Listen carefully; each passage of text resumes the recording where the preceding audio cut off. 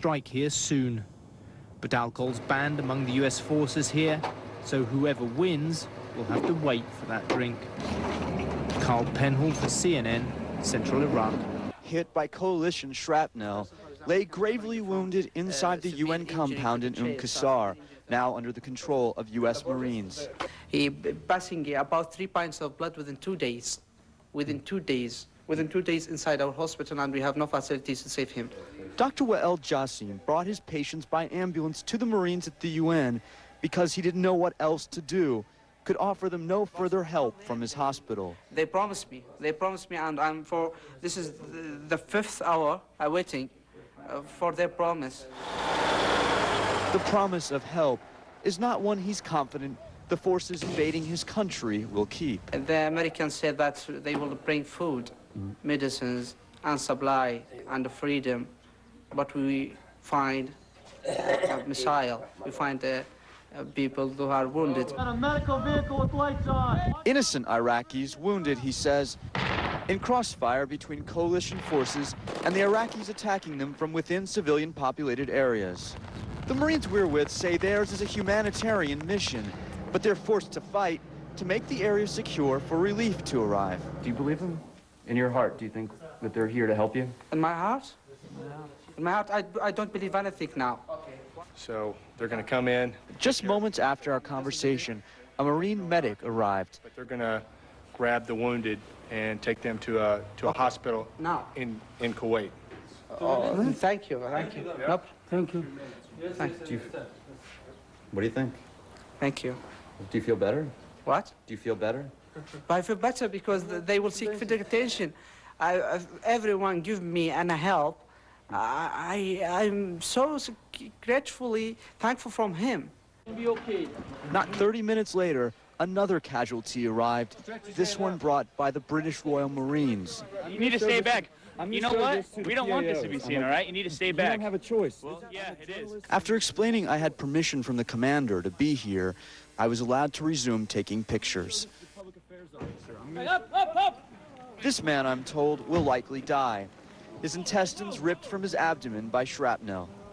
American and British medics will try to save him, they say, as if he were one of their own. I asked Dr. Jassim's patient if there's anything he'd want to say to people watching this. He said that I can't say to American people only something, one word, that we are people seeking for peace, seeking for life, justice. The coalition says that is what they're seeking, life, peace for the Iraqi people. But first, they need the Iraqis' trust. Jason Bellini, CNN, embedded with the 15th Marine Expedition. A video camera type setup. Apologies for the quality of that, although you can see very, very clearly what's going on there. That's one of those night vision camera sites on board the USS Constellation. They're live pictures from somewhere in the Gulf as it goes off on another sortie to carry on the war in Iraq. Let aeroplane take off. We're live, of course. We are BBC News 24. That's what we do. If we get live pictures, we'll go to them. We'll show you what's going on as and when it's happening.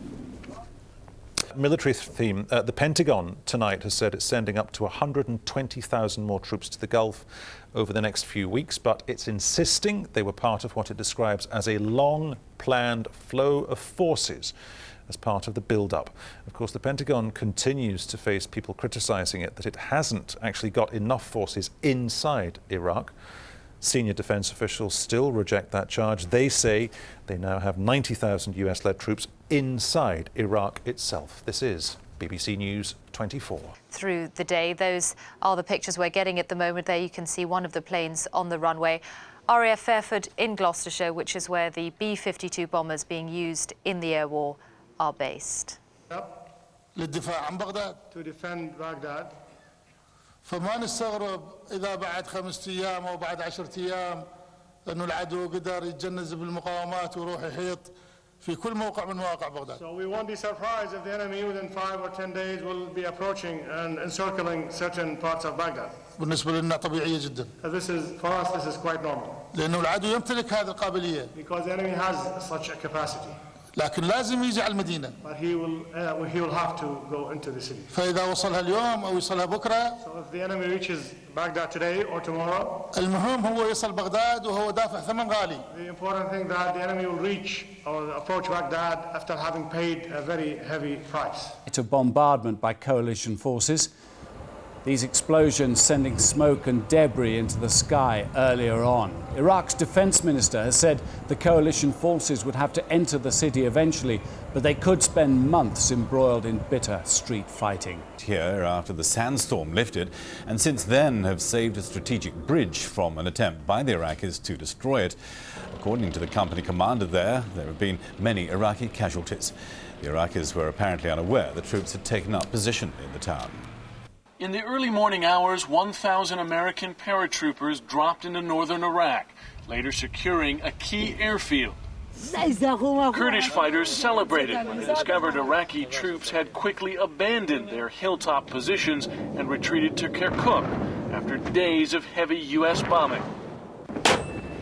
Near the Iranian border, Special Forces troops attacked positions of Ansar al-Islam, an Islamic militant group the military believes is tied to Al-Qaeda. They fired mortar shells to destroy protected underground bunkers. Ansar al-Islam fighters are based just on the other side of this closest ridgeline.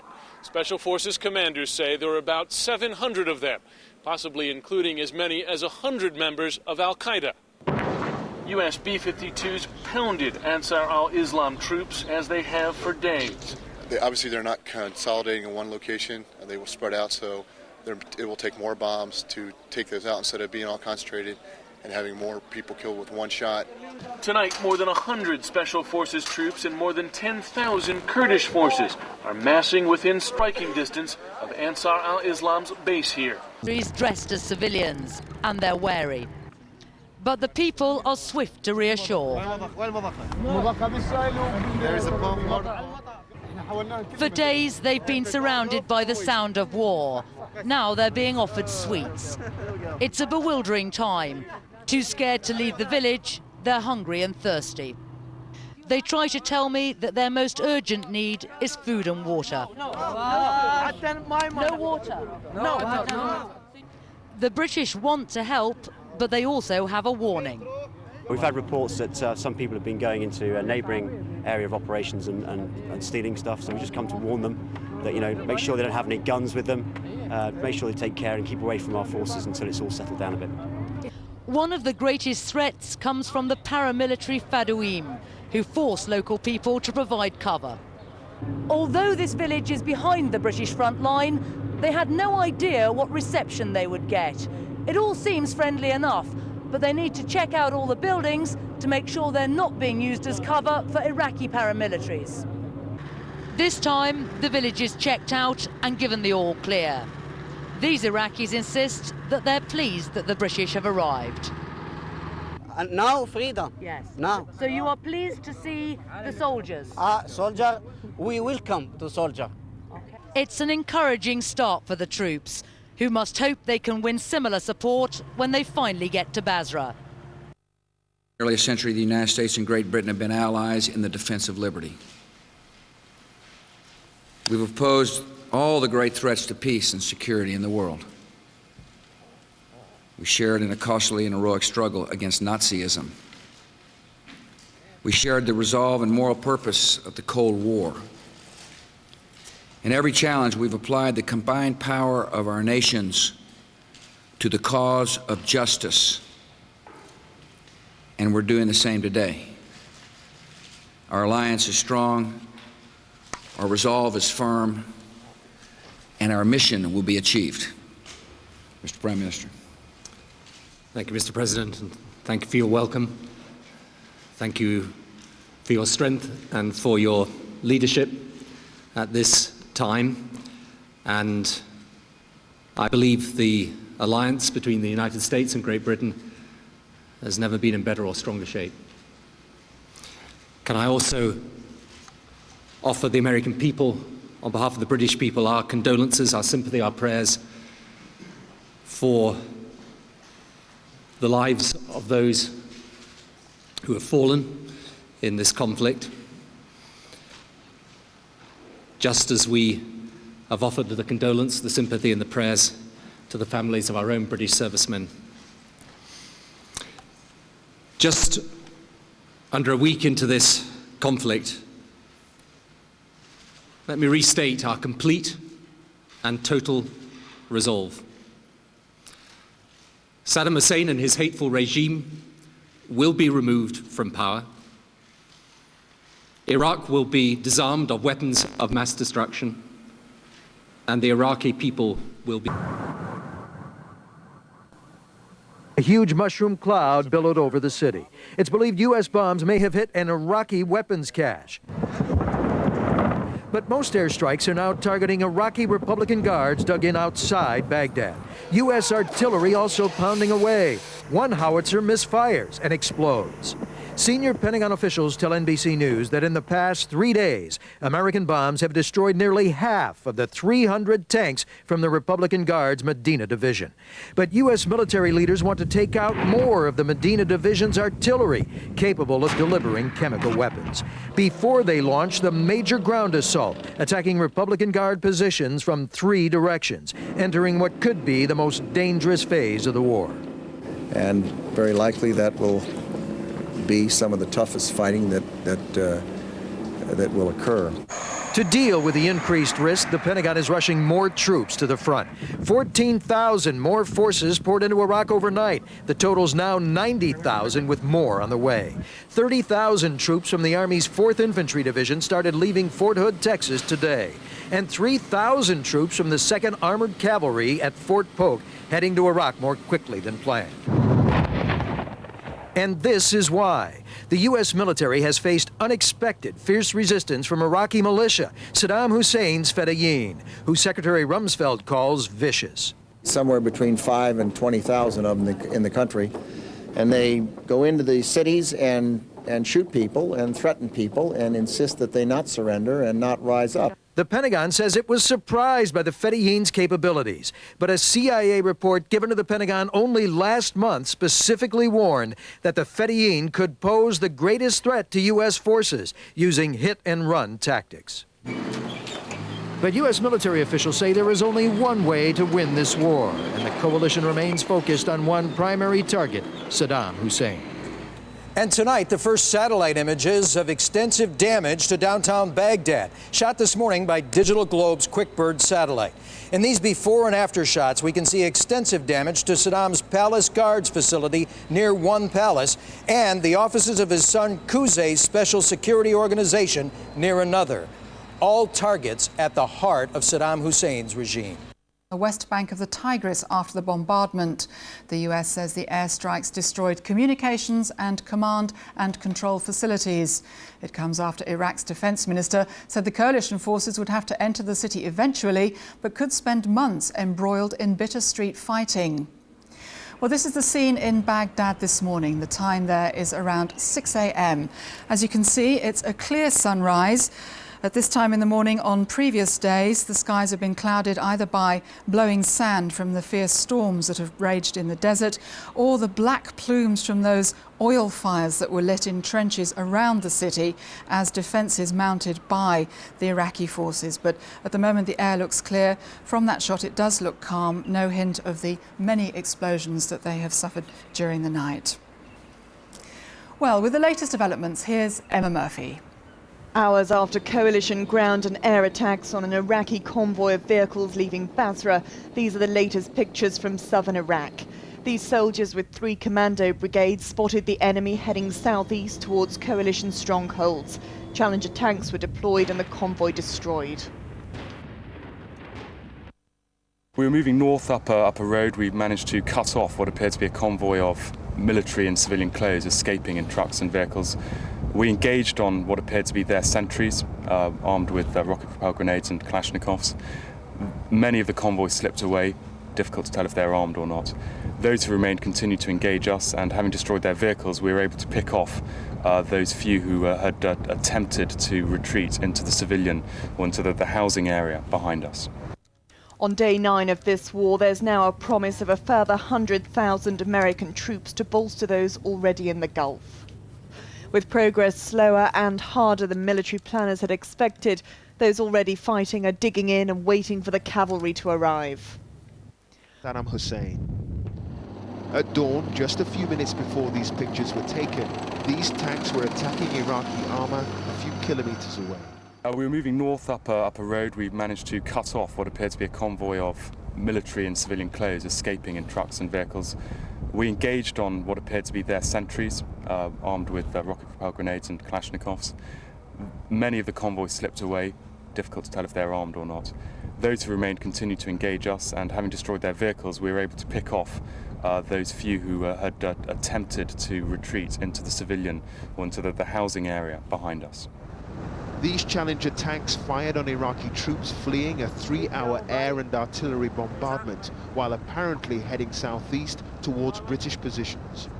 It isn't safe to visit the scene of the fighting, the front line in this war in southern Iraq. Just up this road, a few kilometers down, lies the wreckage of dozens of Iraqi tanks burning by the roadside. Last night's coalition air assault was devastating. This morning's Challenger attacks on Iraqi armor swift. For days now, British Marines and Iraqi troops have been playing cat and mouse in southern Iraq. One of the soldiers that came down today, or civilians or displaced, whoever he was, came down the road and he told us that we should expect an attack tonight. So it's unsubstantiated, it's only from one bloke. However, it actually makes sense. If they know we've been sitting here all day, they know that we've been firing artillery at them, so therefore it must be within a fairly short range, say 15k. Hours later, as we slept in makeshift mud trenches, 5 Iraqi tanks moved menacingly behind us. 3 were destroyed in coalition airstrikes, 2 got away. Control of Iraq's second city, Basra, is what both sides are fighting for. Here, coalition forces attack Iraqi military positions in the area. Assault for control of Basra. If so, the events of the last few days suggest such an attack could be prolonged and bloody. Clive Myrie, BBC News, in southern Iraq. It was the first unit to cross the Euphrates River and then punch northward to within 60 miles of Baghdad. There, the 7th Cavalry took a bridgehead, came under repeated counterattacks. Various units of the 7th Cavalry came under repeated counterattacks day and night by the Iraqi forces trying to counterattack, trying to drive the army back south of the Euphrates River. The 7th Cavalry stood very firm. At one point, it was a very dodgy situation. When I was with the Apache troop of the 7th Cavalry, they were holding a bridgehead in the face of the threat of a major Iraqi counterattack. In point of fact, air power was called in. B-52s were dropping large loads of bombs on the Iraqis moving south. It is now believed that that counterattack came from one of the crack Iraqi divisions, the Medina division, according to Army sources. Army sources now tell us that they believe they've done considerable damage to the Medina division of the Iraqi army. That was one of the units which was assigned the defense of southern Baghdad. If the army estimates are correct, they've really bloodied the Iraqi army, and the 7th Cavalry is now ready to move again, awaiting orders. But at this point, the 3rd Infantry Division has moved forward to within 60 miles of Baghdad. This because the 7th Cavalry cleared the way for them. 7th Cav is now waiting for another assignment to, again, punch even closer to Baghdad as soon as it finishes refitting its tanks and refitting its armor in the next few hours. Walter Rogers, CNN, with the U.S. 7th Cavalry in central Iraq. Daylight revealed the impact of last night's Allied attacks on Baghdad. A telecommunications complex near the centre was destroyed. Heavy munitions were used to target sites across the city. Phone lines have been damaged. For the first time, civilian infrastructure has been seriously affected. Iraqi officials said 7 civilians were killed in the city. The explosions were some of the loudest and most violent since the start of hostilities. It's believed a 5,000-pound bunker-busting bomb may have been used to hit an underground target. Iraqi TV was taken off air for a time.